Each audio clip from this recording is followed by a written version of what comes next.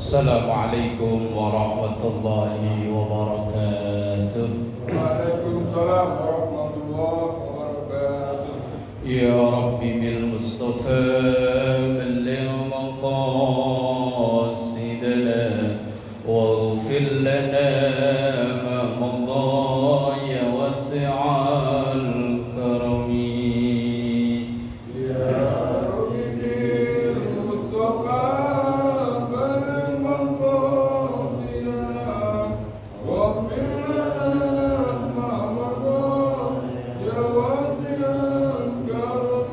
والحبيب الذي ترجى شفاعته لكل هول من الأهوال مقتحم.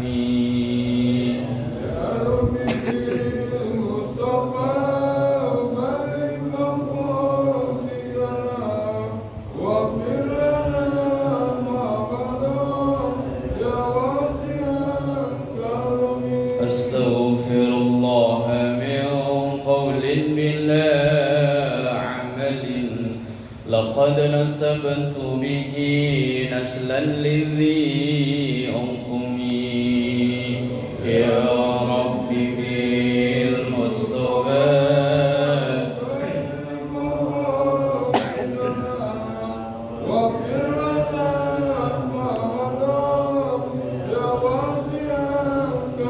اللهم صل وسلم وبارك عليه وعلى آله وأصحابه. الحمد لله وحده والصلاة والسلام على طه رسول الله والصلاة والسلام على ياسين حبيب الله وعلى آله وأصحابه ومن تبعه بإحسان إلى يوم القيامة. سبحانك لا علم لنا إلا ما علمتنا إنك أنت العليم الحكيم.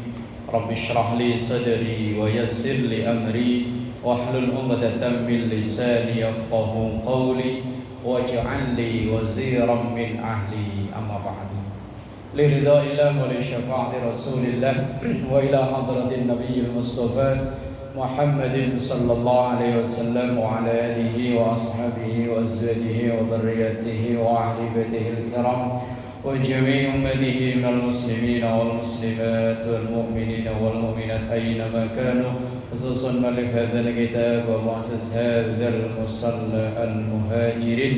شكر الله لهم. الفاتحة. أعوذ بالله من الشيطان الرجيم. بسم الله الرحمن الرحيم.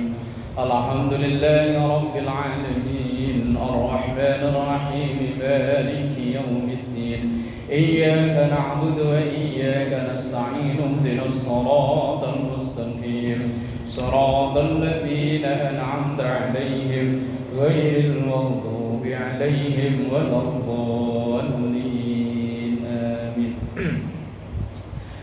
Jemaah yang dimuliakan Allah, melanjutkan kajian kita dari kitab Nihayatul Zain karya Imam Nawawi Banten.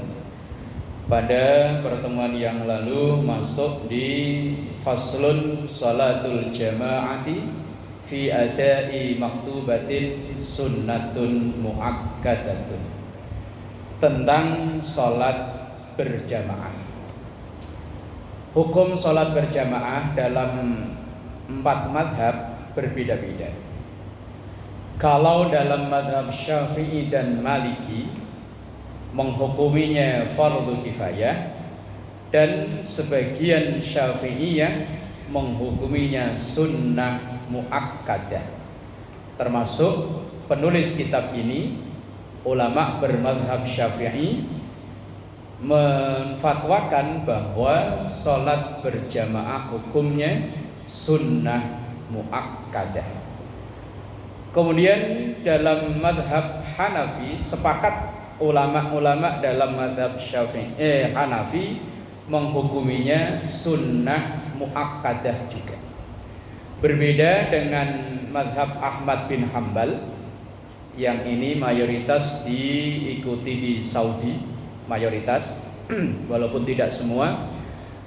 Madhab Hambali atau Madhab Ahmad bin Hambal menfatwakan bahwa sholat berjamaah hukumnya fardu ain, maka wajib hukumnya berjamaah. Kemudian kalau lebih terperinci, sholat berjamaah itu bisa menjadi 6 hukum. Yang pertama, ada hukumnya fardu ain. Tidak sah sholat kalau dilaksanakan sendirian. Yaitu yang pertama, sholat Jum'ah. Wajib hukumnya berjamaah. Loh, apa iya sholat Jumat sendirian, khutbah sendiri, didengerin sendiri, saudara-saudara, pada di depan gak ada orang. Sholat Jumat hukumnya wajib berjamaah, dan seseorang masih dikatakan sebagai makmum dalam sholat Jumat ketika ia masih menjumpai 1 rakaat full dalam sholat Jumat itu. Misalnya kita sampai ke masjid itu udah rakaat yang kedua, alias tertinggal 1 rakaat. Asal kita yang rakaat kedua ini masih kebagian rukuknya. Misalnya kita baru datang, takbir Allahu Akbar, kok imamnya baru rukuk, kita ikut rukuk, berarti kita masih kebagian 1 rakaat.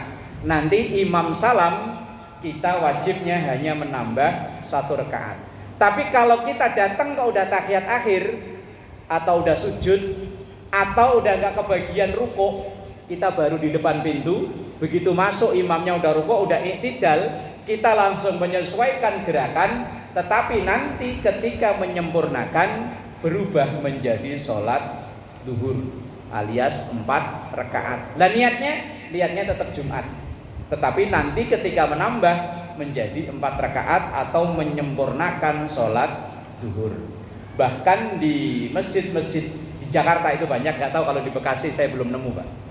Di Jakarta itu karena mungkin pendirinya atau kiainya, ustadznya itu meyakini bahwa Jumatnya orang Jakarta itu tidak memenuhi syarat, maka banyak masjid yang selesai sholat Jumat, Assalamualaikum, Assalamualaikum, langsung komat lagi sholat duhur. Yang saya tahu dan saya pernah khutbah di situ itu di dekat Pasar Waru, Jalan Kramat Jaya, sana Jalan Jaya ya pokoknya. Itu ada namanya Masjid Taubatan Nasuha. Itu kalau orang sana nyebutnya Jalan B apa ya? Bapak kalau tahu daerah sana, Pak. Nah, itu begitu Assalamualaikum, Assalamualaikum, langsung komat lagi sholat duhur. Walaupun yang ikut ya nggak banyak sih. Terus yang saya ketemu lagi ada di Warakas berapa? 13 atau Warakas 10 ya. Namanya Masjid Baitur Rahman, itu juga sama. Assalamualaikum, Assalamualaikum, mulang sholat duhur. Karena tokoh-tokoh mereka berkeyakinan bahwa sholat Jumatnya tidak memenuhi syarat, maka mereka ngulang lagi. Tapi kalau saya ditanya, asal memenuhi syarat-syarat pokoknya sudah sah, tidak perlu ngulang sholat duhur. Nah, itu sholat Jumat. Yang kedua, sholat yang wajib berjamaah adalah sholat yang dinazarkan. Bukan sholatnya yang dinazarkan ya, jamaahnya. Misalnya, ini kalau di seberang kali sono ini kan musim kampanye calon lurah. Di sini belum ya? Oh belum. Umpama kita punya jagoan lurah siapa, nanti kalau menang saya mau sholat jamaah sebulan full. Kok menang beneran maka wajib berjamaah sebulan full. Kalau sholatnya tetap wajib, berjamaahnya loh. Karena sesuatu yang dinazarkan, yang awalnya sunnah berubah menjadi wajib. Tapi tidak boleh menazarkan sesuatu yang wajib. Nanti kalau proyek saya goal, saya mau sholat subuh. Ya, sholat subuh goal gak goal itu tetap wajib sholat subuh. Artinya tidak boleh menazarkan sesuatu yang wajib. Yang boleh dinazarkan itu sesuatu yang sunnah berubah menjadi wajib. Kalau sesuatu yang mubah juga sama. Tetapi hukum dasar nazar itu aslinya makruh loh. Karena rata-rata nazar itu menggantungkan sesuatu yang agak sedikit berat. Ini pernah saya semalam itu saya ngisi acara haul di sebelah sono loh. Lah itu kebetulan penceramah pertama itu asli orang situ.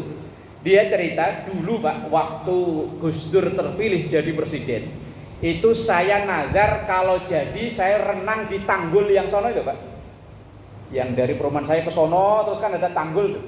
Cuman saat itu kalinya masih lumayan bersih, nggak kayak sekarang. Lah begitu jadi malam itu bener langsung laksain nazarnya. Berenang katanya dari sawah sini sampai ke sawah sini bolak-balik. Kan nyusahin diri nazar yang enak ya Pak ya. Nanti kalau menang saya mau makan nasi padang. Kan enak ya. Nazar kok yang abot. Yang enteng-enteng, yang enak-enak. Nanti kalau menang mau makan nasi padang. Enak. Lah jamaah yang dinazarkan walaupun dalam mazhab Syafi'i diawali dengan hukum sunnah muakkadah, sebagian lagi fardu kifayah, hukumnya berubah menjadi wajib. Lah kalau dia tidak mampu memenuhi nazarnya itu, maka satu, dia harus memberi makan 10 orang. Enteng lah yang traktir 10 orang. Kalau 20 ya berapa? 200. Kalau nggak mampu, lagian nggak ada duit, memerdekakan budak, sekarang nggak ada. Tinggal yang ketiga, puasa 3 hari berturut-turut. Misalnya baru 2 hari kau udah nggak kuat, ngulang dari awal lagi. Baru sehari kau udah batal, ngulang dari satu lagi. Wong perintahnya nazar sebagai pengganti nazar itu puasa 3 hari berturut-turut. Itu kalau kita nazar terus tidak mampu atau dengan alasan lain kita tidak bisa memenuhi nazar itu. Misalnya tadi kita nazar untuk sholat, misalnya saya nazar umpama punya jagoan bola apa kemarin Argentina lawan apa kemarin Spanyol.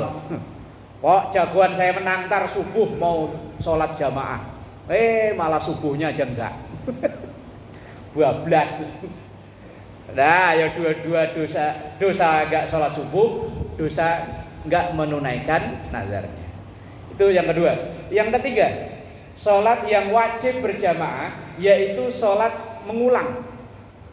Maksudnya begini Pak, kita dari rumah udah sholat isya umpama. Lah kebetulan ke mushola atau ke masjid pas sholat baru dimulai, sholat berjamaah.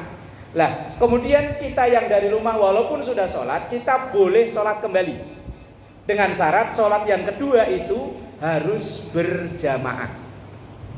Sholat yang kedua, kalau yang pertama umpama tadi di rumah, walaupun tadi di rumah misalnya udah berjamaah dengan istri, begitu sampai ke sini, kebetulan umpama ada keperluan kita mushola lagi berjamaah, baru berjamaah, ya kita ikut berjamaah. Lah kalau yang kedua ini, yang mengulang ini wajib berjamaah. Bahkan saya pernah ditanya, awalnya sebelum baca kitab ini saya agak ngulang sholat. Masuk sholat diulang-ulang, wong udah sah.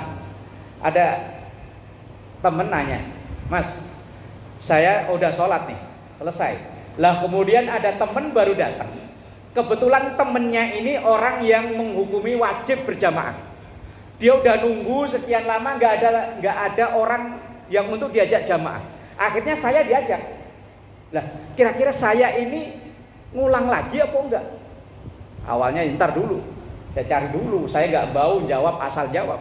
Begitu saya cari-cari ternyata ketemu bahwa walaupun kita sudah sholat, kemudian ada orang ngajak berjamaah kembali, maka boleh kita sholat lagi.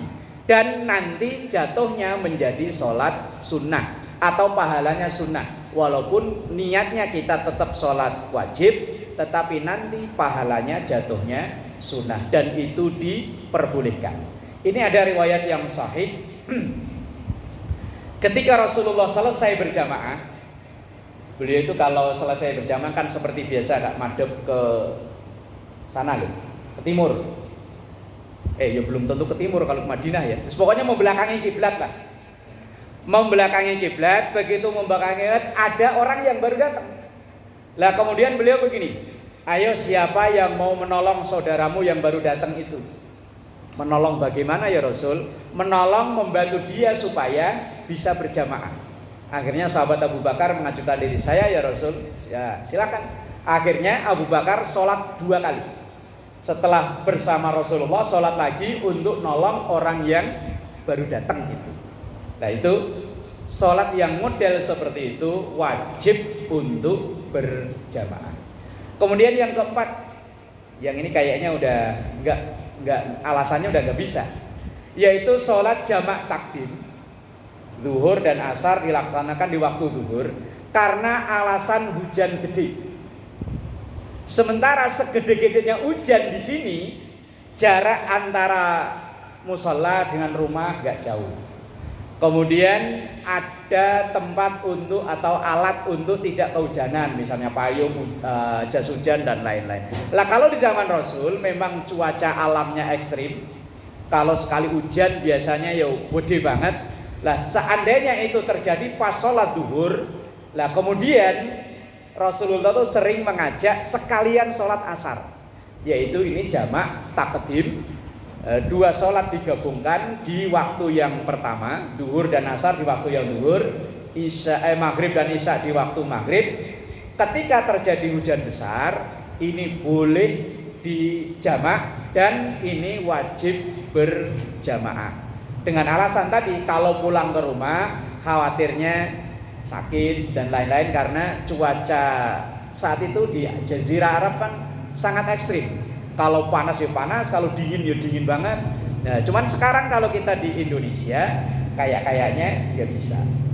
Itu sholat yang wajib berjamaah, ada 4 gitu. Kemudian yang kedua, ini secara umum ya, kalau tadi secara terperinci bahwa sholat jamaah hukumnya beda-beda. Ada dihukumi fardu kifayah. Kalau tadi pertama fardu ain, yang kedua fardu kifayah, yaitu sholat berjamaah 5 waktu, zuhur, asar, maghrib, isya, subuh. Ini mayoritas berpendapat fardu kifayah. Ada yang fardu ain, cuman dalam mazhab Hambali itu tadi. Kemudian ada yang sholat fardu kifayah dihukumi sunnah, sunnah yang muakkadah tadi, yaitu sholat sunnah yang disunnahkan berjamaah.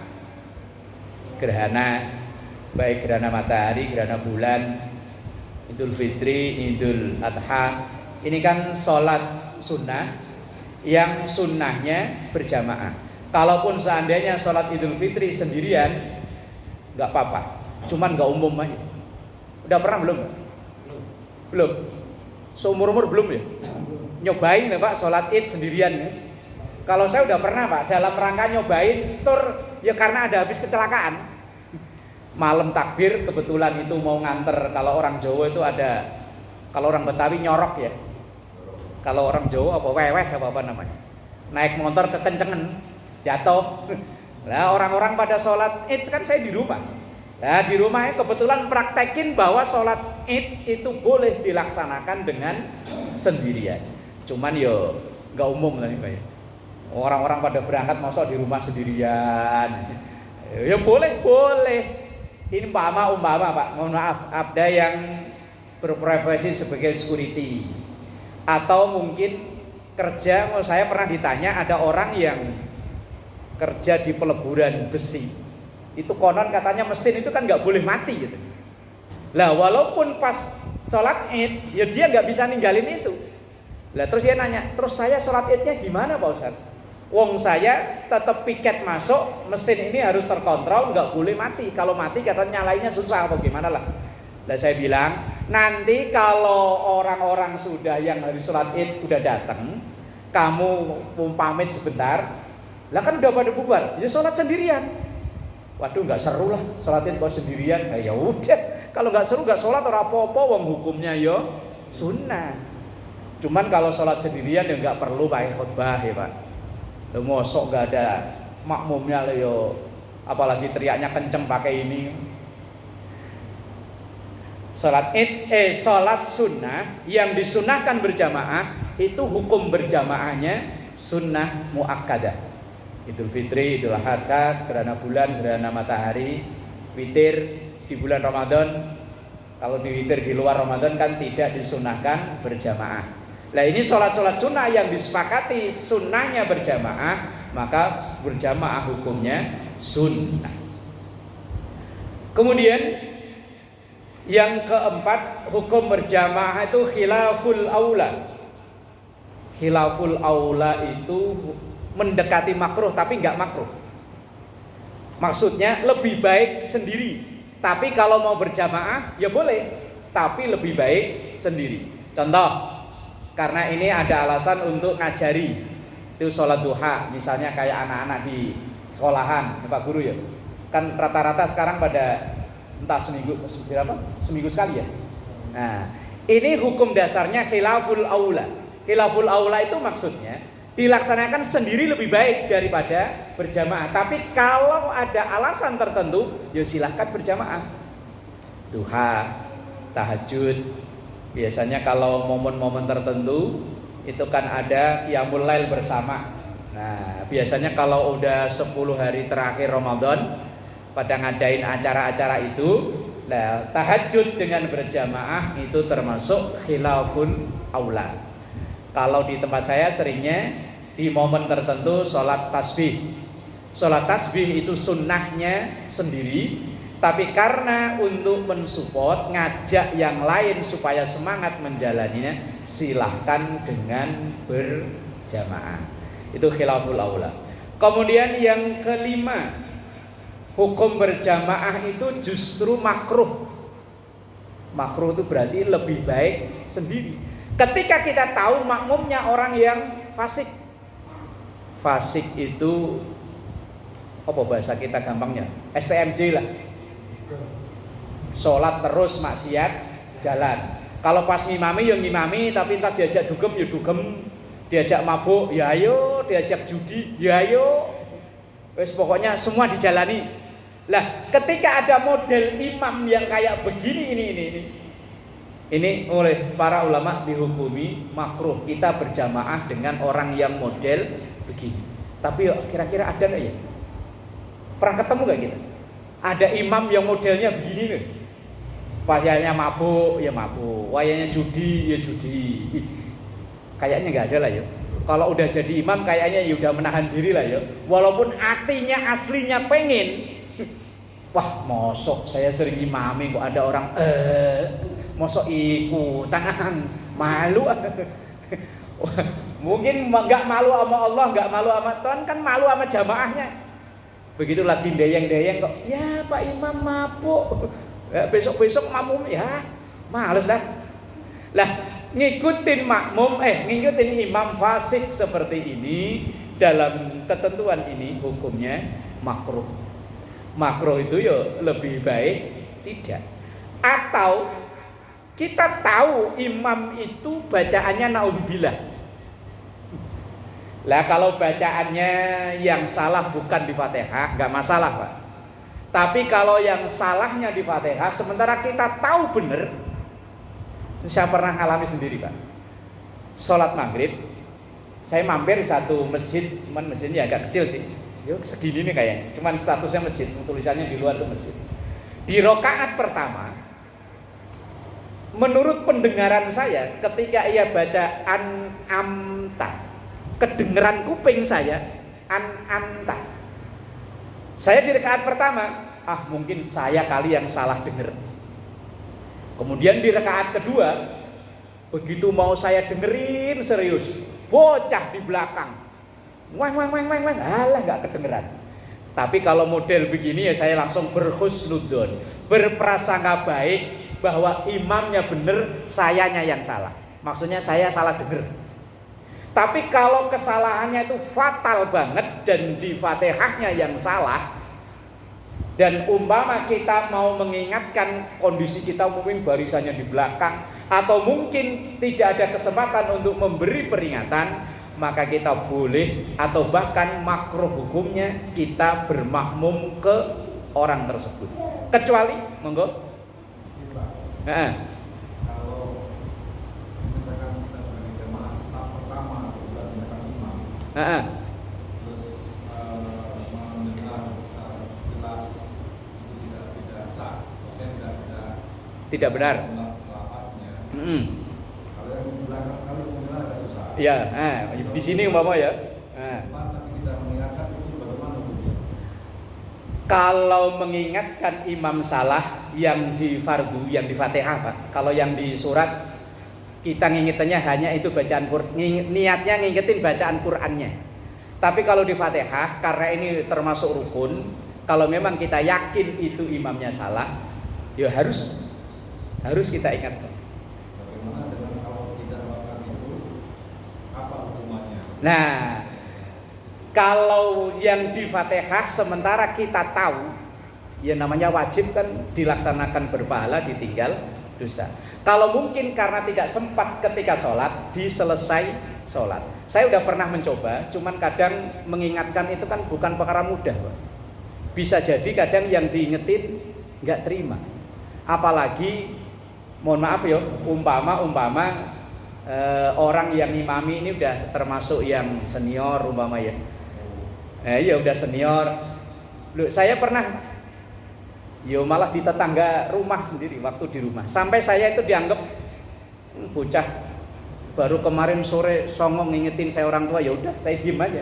Terus sama mak saya malah saya diomelin, mak. Kamu ini sok pinter. Ya bukan sok pinter, mak. Wong saya tahu diajarin guru-guru bahwa ini bacaan kalau model seperti ini salah. Padahal saya ngingetinnya itu udah selesai sholat, udah nggak ada orang. Pikir saya ini udah cara paling sopan, udah nggak ada orang, cuman karena yang diingetin nggak diterima, kemudian yang diingetin malah ngomong ke orang-orang, anaknya si Ono songong, bocah kemarin sore udah ngingetin orang. Nah, ya udah kewajiban saya, kewajiban kita cuma ngingetin, diterima dan tidak terima selesai. Ya kita tinggal milih mau mufarokoh artinya kita berpisah dari jamaah itu atau kita tetap melanjutkan. Tapi kalau di Fatihahnya yang salah, lebih baik mufarokoh. Tapi kalau bukan Fatihah nggak masalah, karena tidak mempengaruhi batal dan tidaknya sholat. Umpama imamnya baca Al-Kafirun muter-muter nggak kelar-kelar, wala ana wala antum,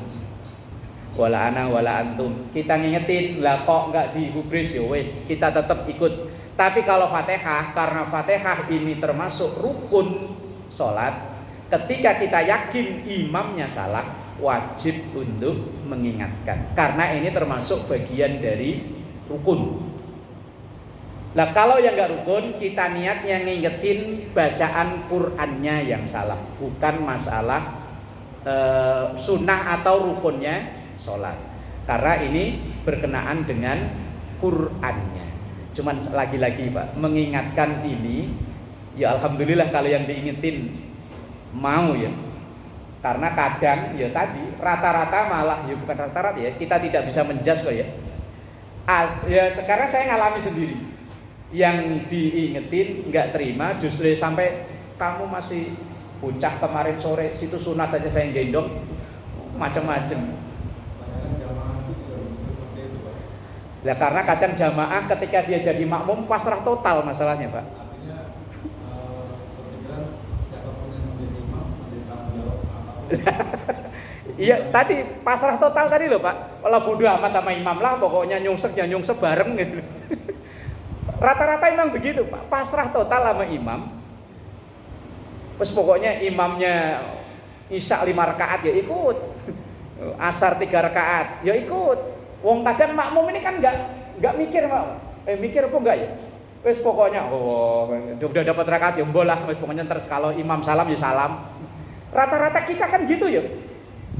Kita ini ya gimana lah, ya nggak semuanya, cuman dipukul rata. Rata-rata terkadang ketika kita jadi imam itu jadi makmum pasrah sama imam. Ibarat kita naik bis, wes pokoknya asal begitu naik duduk merem tidur. Ntar juga nyampe gitu. Nah, ketika kita jadi makmum terkadang ya seperti itu. Wes pokoknya pasrah sama imam. Apalagi terkadang ya tadi ketika kita mengingatkan kadang didengar, kadang ya tidak.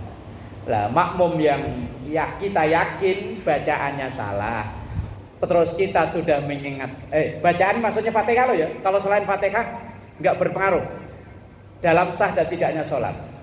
Kok misalnya bacaannya salah, kita sudah berusaha mengingatkan, dan tidak digubris, maka lebih baik afdolnya mufaraqah. Mufaraqah itu misah. Ibarat kita naik bis, kita udah ngingetin supir, "Per, bawa mobilnya jangan gini, Per, bahaya, Per." Kok masih begitu? Ya udahlah, cari aman. Masa yo nekat udah tahu supirnya kayak begitu. Begitupun dalam sholat berjamaah.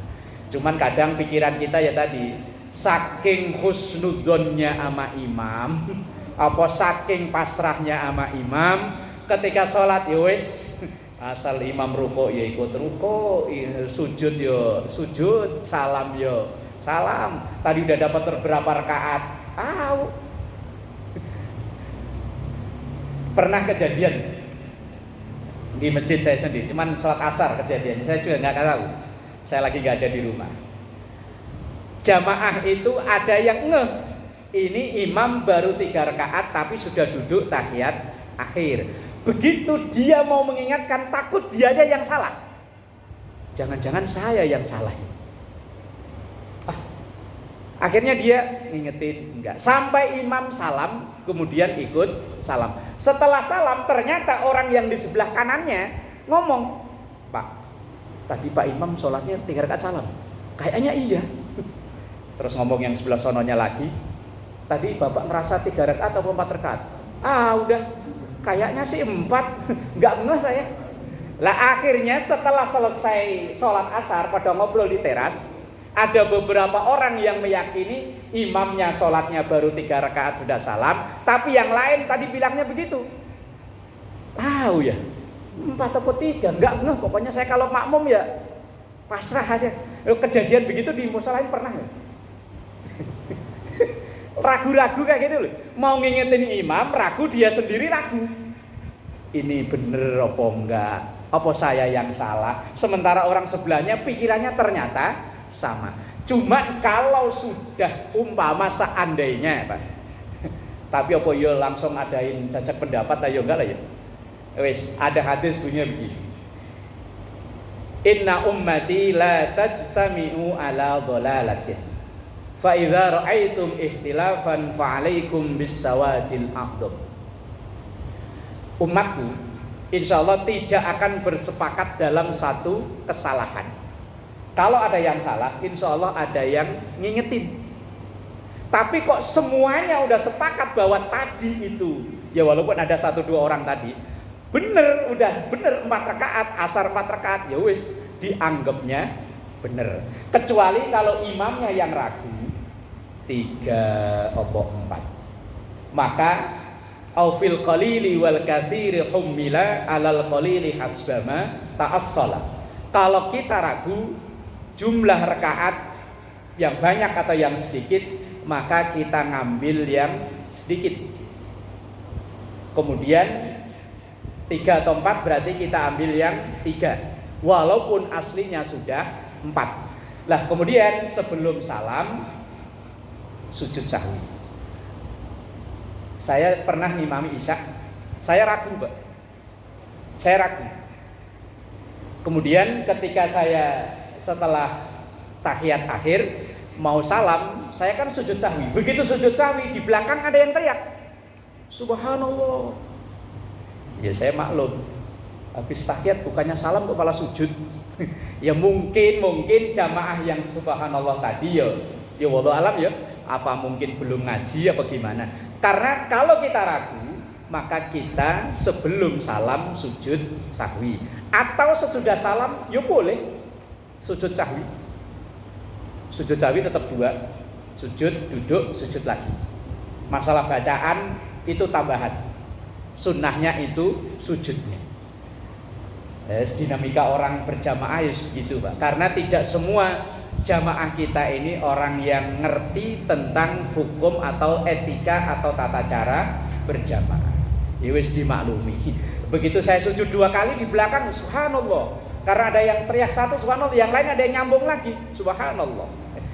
Loh, ini habis tahiyat bukannya salam kok malah sujud lagi. Nah, ya wis lah. Yes, masyarakat kita bisa memiliki umum awam.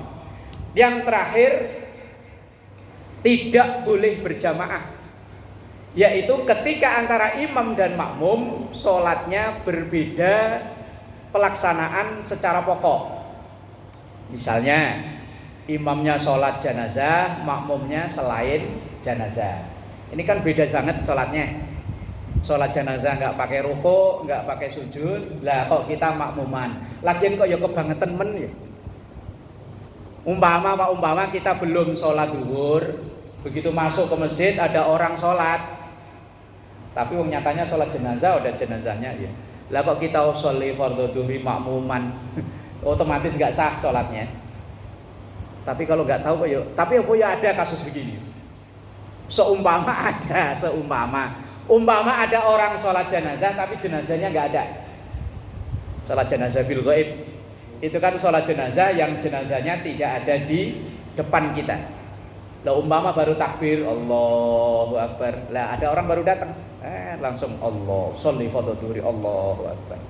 Lah imamnya bukannya rukuk malah Allahu Akbar, lah bukan sholat duhur, ya langsung memisahkan diri, membatalkan sholatnya karena memang tidak sah sholatnya ketika antara imam dan makmum sholatnya jelas berbeda dalam teknis pelaksanaan secara mendasar, yaitu sholat jenazah dengan yang selain jenazah itu.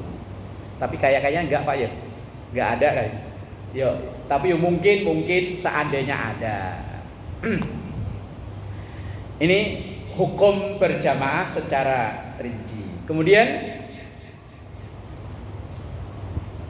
wal jama'atu fil masjid, jamaah di masjid.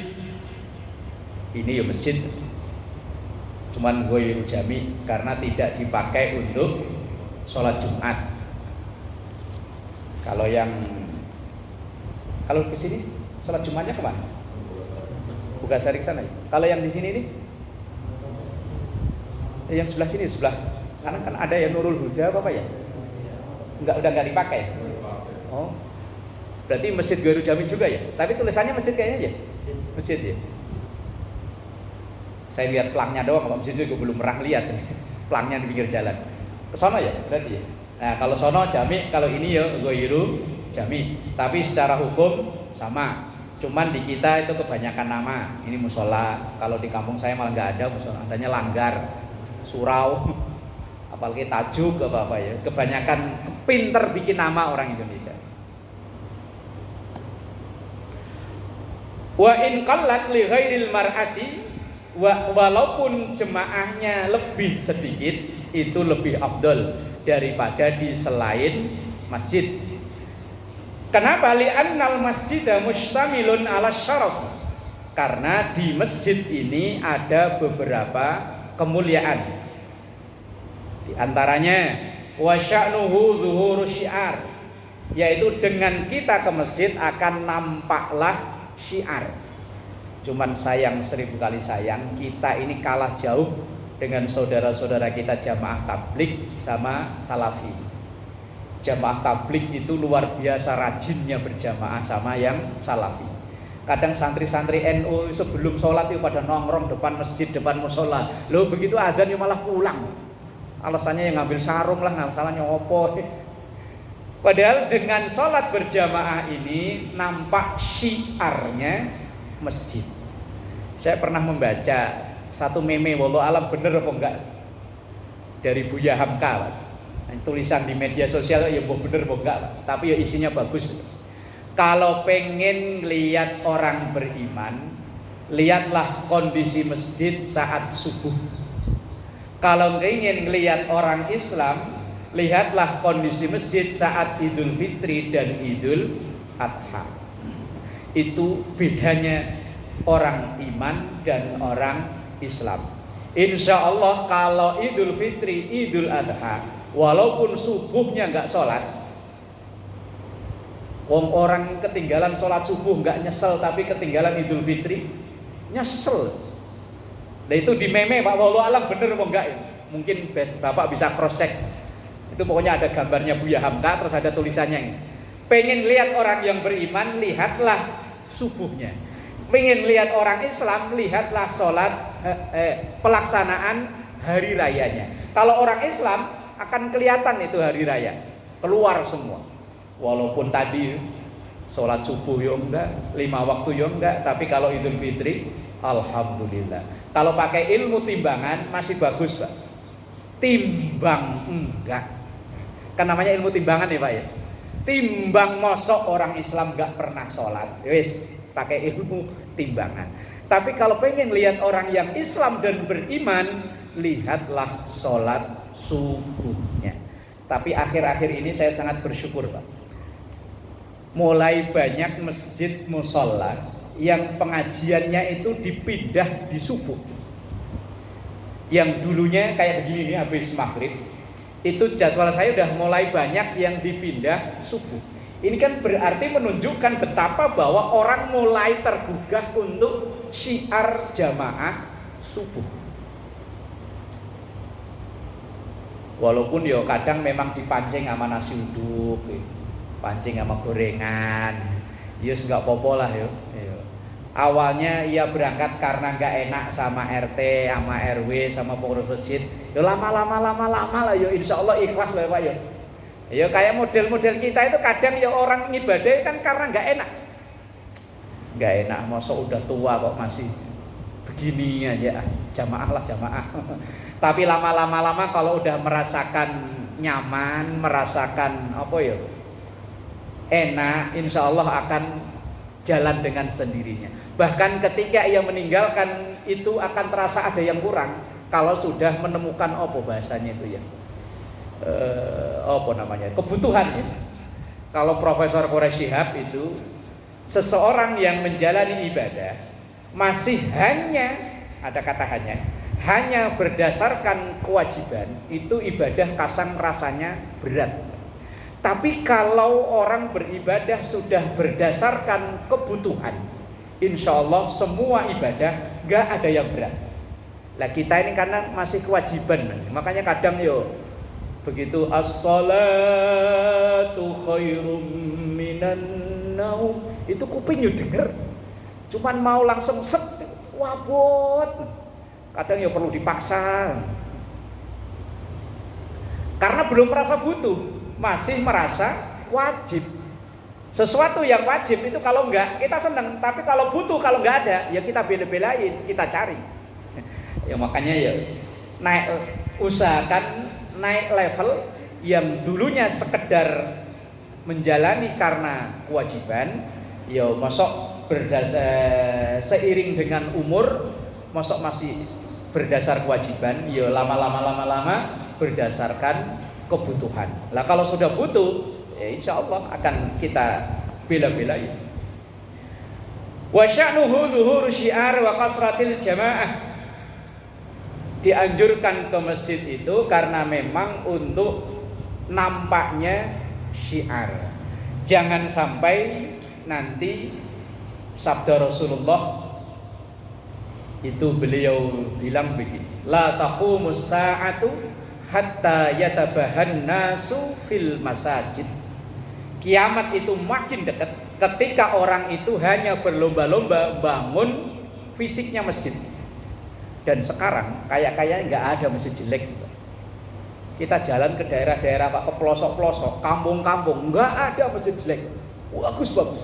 Yang dulu bangunan model-model dulu rata-rata udah pada dipugar ganti, bagus secara fisik. Cuman kan ya jadi pertanyaannya itu syiarnya ini. Kadang ada masjid yang duhur asar ya malah masih tutup ya. Saya pernah takziah Pak ke daerah Sukoharjo. Mohon maaf ya kalau ada orang sono ya. Sukoharjo. Lah karena saya nyampe sono itu udah 2:30. Kalau di sono kan asar jam 3 kurang seperempat. Ya udahlah, rombongan mampir ke masjid, ada masjid. Begitu masuk ke masjid itu gerbang ketutup, di depannya itu pohon nangka. Kemudian di halaman itu daun kering itu. Ini masjid pernah dipakai, kok ya. Kok daun nangka berserakan sampah kayak begini? Nungguin sampai asar lama. Kita duduk di teras. Kok nggak ada yang datang azan, mau kita azan, bukan kita orang sini. Lah kemudian ada orang pulang dari sawah, kita tanya, Pak, ini masjid kok nggak ada yang azan? Oh ntar Mas, kalau orang-orang udah pulang ke sawah paling jam-jam 4:30. Itu tiap hari Pak? Ya tiap hari. Wong 4:30 asar itu jadi patokan jam bubaran orang kerja di sawah. Maka orang sini kalau masjid musola semuanya azannya jam 4:30. Oh begitu ya. Yo lah wis lah. Ya udah akhirnya kita sholat sendiri, wong nunggu 4:30 masih lama. Cuman ya itu tempatnya kayak nggak keurus, apa teras itu debu macam-macam ya Allah. Padahal ya secara fisik masjid ini bangunannya bagus. Nah jangan sampai masjid dibangun bagus tapi syiarnya tidak ada. Alhamdulillah kalau di perkotaan walaupun kadang ya akhir-akhir ini kita patut bersyukur banyak masjid yang mulai jamaahnya itu agak syiar lah. Dengan kegiatan-kegiatan kadang anak remaja macam-macam, alhamdulillah. Ammal mar'atu wal hunsa wallahu a'lam bissawab. Al-Fatihah. A'udzu billahi minasyaitonir rajim.